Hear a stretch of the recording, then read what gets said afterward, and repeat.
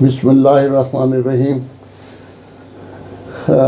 محترم سید قمر یوسف صاحب کا جو انٹرویو گزشتہ ہفتے ہم نے دیا تھا سوین ہنسن صاحب کے بارے میں، ان کی بھی کچھ باتیں رہ گئی تھیں اور مزید ابھی انہوں نے باقی دوستوں کا بھی انٹرویو کرنا ہے، تو میں ان سے درخواست کروں گا کہ وہ سوین ہنسن کے جو چیزیں باقی رہ گئی تھیں ان کا ذکر کریں اور پھر آگے دوسرے کسی دوست کو۔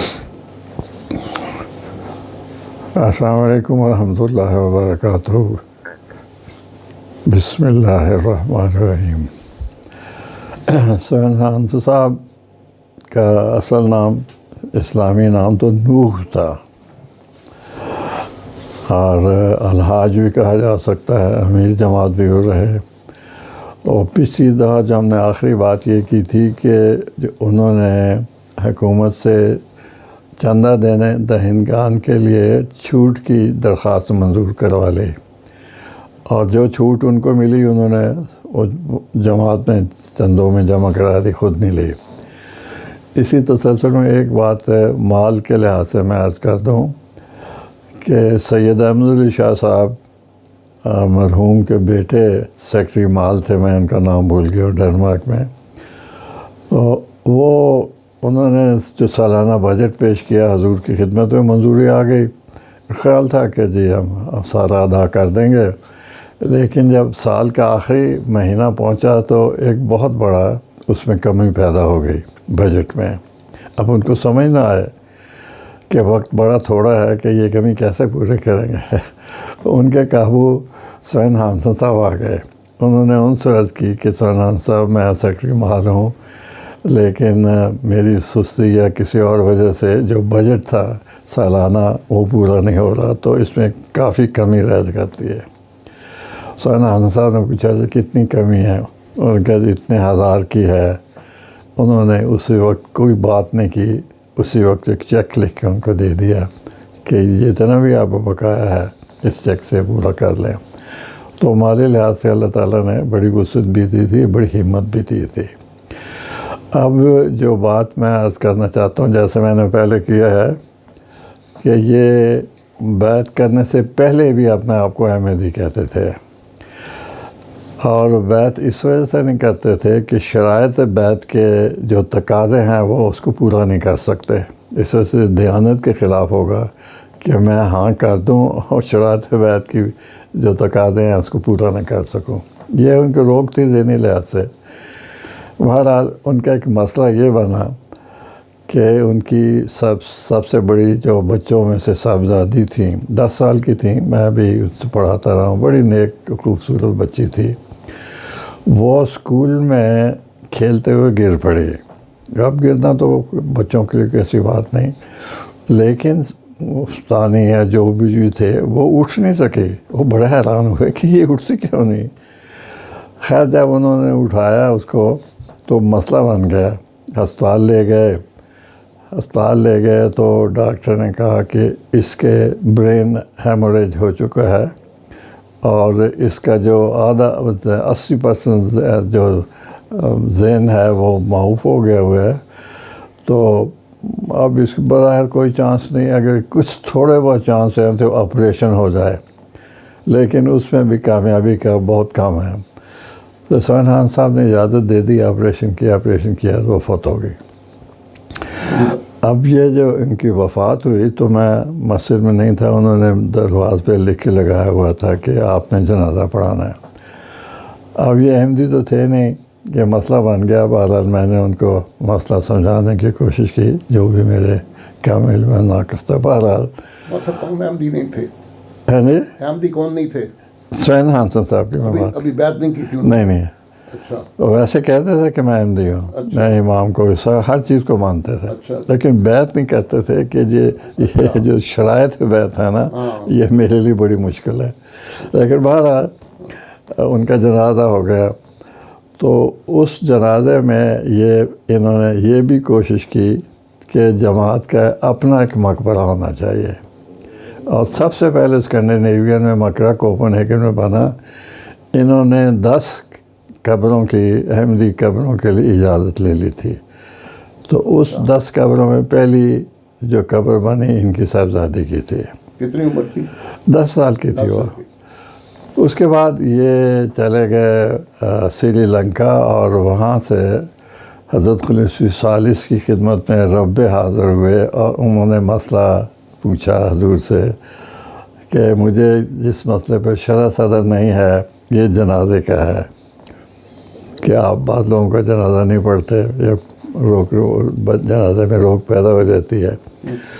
تو حضرت خلیفہ ثالث نے ایک اس وقت حضرت مسلمون کا کوئی تحریر تھی جو زیر غور تھی خلافت ثانی میں بھی، اور یہ جو کیانی کوڈ تھا اس میں بھی یہ پوچھا گیا تھا، وہاں ذکر کیا گیا تھا حضرت خلیفہ ثانی نے کہ حضرت مسلمون کی ایک تحریر ہے جس میں جو ہمارے زیر غور ہے. تو وہ حضرت خلیفہ ثالث نے وضاحت کی ان کو کہ یہ وجہ ہے اور ہم ایسا کریں گے. تو ان کی تسلی ہو گئی. انہوں نے پھر مجھے خط لکھا کہ اب مجھے ہر چیز کی تسلی تھی، اور اگر حضور فرماتے کہ بھئی ٹھیک ہے سونا سے بیعت کر لو تو میں کر لیتا، لیکن مجھے حضور کی یہ بات پسند لگی کہ حضور نے مجھے کہا نہیں، ورنہ کہتے تو تب بھی میں نے کرنی تھی. تو مجھے بڑی حضور کی شان پہ ان کے ذہن پہ ایک تاثر تھا کہ اگر یہ مجھے ایکسپلائٹ کرتے تو میں کر سکتا تھا، کیونکہ ہر بات میں ان کی مان رہا تھا. لیکن حضور نے ایک دفعہ بھی اشارتاً مجھے نہیں کہا کہ بیعت کر لو. بہرحال انہوں نے بیعت کر لی. اب بیعت کے ساتھ دو اس وقت تعلق ہیں، میں بتا دیتا ہوں. ایک تک اس وقت چودھری ظفر اللہ خان صاحب بھی ربے میں موجود تھے، تو ان کی چودھری صاحب سے بھی بڑی بات چیت رہتی تھی. تو چودھری صاحب نے کہا کہ میں سرگودے جا رہا ہوں. اس وقت وہ ہمارے جو احمدی تھے، میں نام ان کا بھول جاتا ہوں. مرزا عبدالحق صاحب؟ مرزا عبدالحق صاحب نہیں ایئر مارشل جو بنے ہوا تھا، ظفر چودھری اس وقت ایئر مارشل نہیں بنے ہوئے تھے. تو چودھری صاحب اور سین حانہ صاحب وہاں گئے سرگودے. تو چودھری صاحب نے کہا کہ ظفر تمہیں کیا ہو گیا، تم نے بیعت کیوں نہیں کی ابھی تک خلافت ثالثہ کی؟ اس نے کہا چودھری صاحب میری پروموشن ڈیو ہے اور میں نے بیعت کر لی تو وہ رک جائے گی، تو یہ ہو گیا تو ہو گیا. اس وقت چودھری صاحب نے ظفر کو کہا کہ ظفر اگر تم بیعت نہیں کرو گے نا تو کوئی دنیا کا آدمی تمہیں ایئر مارشل نہیں بنا گا، یہ لکھ لو تم. اور اگر بیعت کر لو گے تو کوئی دنیا کا آدمی تمہیں روک نہیں سکے گا ایئر مارشل بننے پہ. اس نے بیعت کر لی. اس کے بعد ہی ایئر مارشل بنا. اور پھر وہ جو مسلم ورلڈ کانفرنس تھی لاہور میں، اس سے سارے جتنے بھی امام تھے آنے جانے میں اسی سے ملتے رہے. بہرحال دوسری بات یہ ہوئی کہ جب وہ واپس گھر آئے سری لنکا، تو کسی نے فون کیا ان کو. تو ان کی اہلیہ جو تھیں وہ مسلمان تھیں، انڈین مسلمان ہی تھیں، ماریشس میں ملیشیا میں رہ رہی تھیں.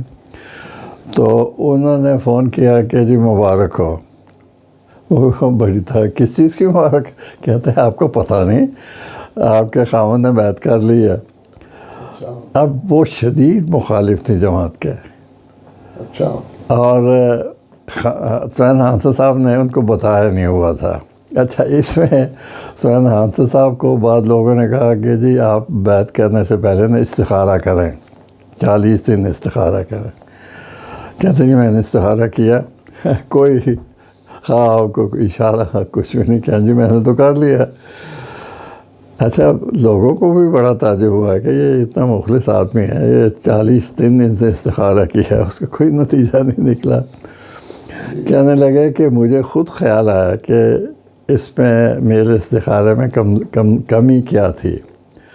کمزوری یہ تھی کہ استخارے میں وہ ایک دعا یہ بھی کہتے تھے کہ میری بیوی کو کوئی تکلیف نہ ہو میری وجہ سے، کیونکہ بہت سخت خلاف تھے جماعت کے. اب یہ ایک شرط رکھ لینی استخارے میں، اس کی وجہ سے یہ روک بنی. اگلے دن یہ شرط دینی سے اتار کے نا انہوں نے ایک دن ہی دعا کی تو اللہ تعالیٰ نے جواب دے دیا کہ بھئی ٹھیک ہے بیعت کر لو. تو یہ بھی بات تھا، لوگ اکثر کہتے ہیں بڑے استخارے کیتے جی، کچھ بھی نہیں نکلے. وہ یہ نہیں سوچتے کہ اس وجہ سے نکلے کہ تم نے استخارے میں اوٹ پٹانگ شرطیں رکھ لی تھیں ذہن میں. تو اس وجہ سے میں یہ بیان کرنا ضروری سمجھتا ہوں کہ 40 دن استخارہ کے باوجود کوئی رزلٹ نہیں نکلا. جس دن وہ شرط انہوں نے اٹھا دی، سیدھا کہا جی ہر صورت میں جو بھی صداقت ہے میں اس کو مان لوں گا. پہلے سے نہیں اللہ تعالیٰ نے اس کو قبول کر لیا. پھر ان کی بڑی شدید مخالفت ہوئی. بہرحال ایک بڑی وجہ یہ تھی. اب میں ان کی سوینا حسن صاحب کی باتوں میں سے ایک اور بات بیان کرنا چاہتا ہوں. وہ لمبی ہو جائے گی لیکن ابتدا میں وہ ذکر کرنا. وہ یہ ہے کہ اللہ تعالیٰ نے آپ کو 2 دفعہ حج کرنے کا موقع دیا، ایک احمدیت سے پہلے اور ایک احمدیت کے بعد.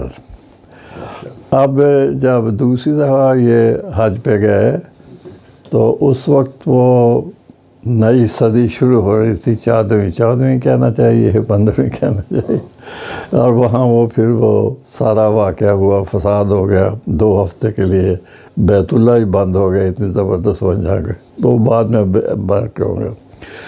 لیکن سوینا حسن کہہ لگے کہ میں نے جب حج کر لیا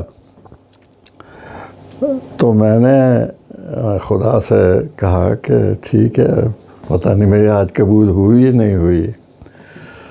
تو کہنے لگے کہ میں کھڑا دعا کر رہا تھا تو کسی نے میرے کندھے پہ ہاتھ رکھا اور انگریزی میں مجھے کہا کہ سوینا حسن تیری حج قبول ہو گئی ہے.